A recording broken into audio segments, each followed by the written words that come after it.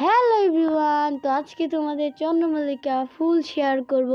ফুল share করতে যেই দেখি যে ডাল ভেঙে গেছে, মানে আর কি চন্দ্রমল্লিকার একটা ফুলই ছিল, সেটা ডাল কি যেন ভেঙে দিয়ে গেছে।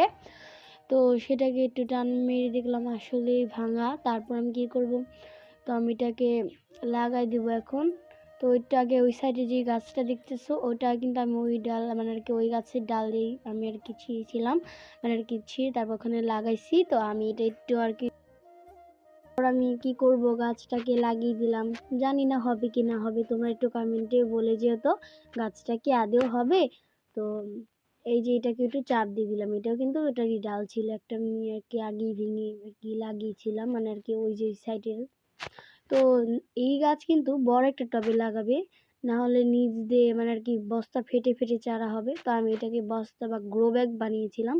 তো সেই গ্রো ব্যাগে আমি চন্দ্রমল্লিকা গাছটা লাগিয়েছিলাম, অনেক ছোট গাছ। তো সেটা বস্তাটা এখন ফেটে ফেটে বের হয়ে যাচ্ছে চারা, মানে আর কি একটু বেশি চারা হয়ে গেছে।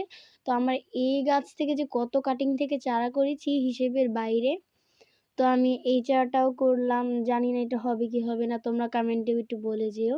তো আমি কয়েকদিন আগে রক্তগাধার আর কি বীজ ফেলেছিলাম, তো সেটা কিন্তু ভালোভাবে জার্মিনেশন করে গিয়েছে।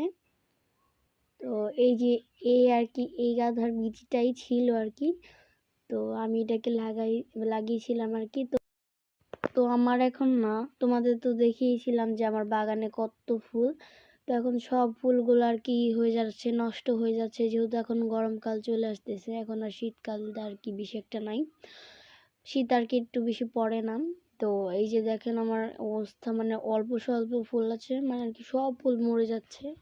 তো আমি আর কি আমার ছাদে তো দেখেছি ইনকা গাঁদার চারা মানে আর কি বীজ হয়েছিল, সেটা কিন্তু আমি বীজ ফেলেছিলাম, সেখানে চারা হয়ে